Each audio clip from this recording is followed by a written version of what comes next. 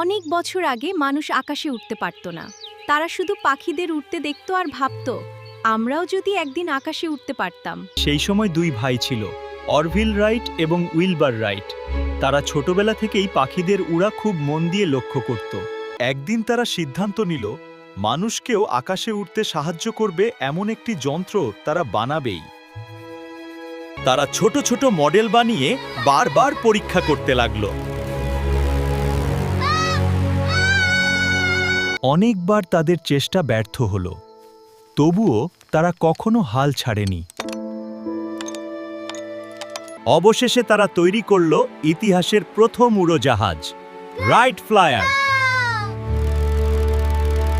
1903 সালে আমেরিকার কিটি হক জায়গায় সেই বিমান প্রথমবার আকাশে উড়ল।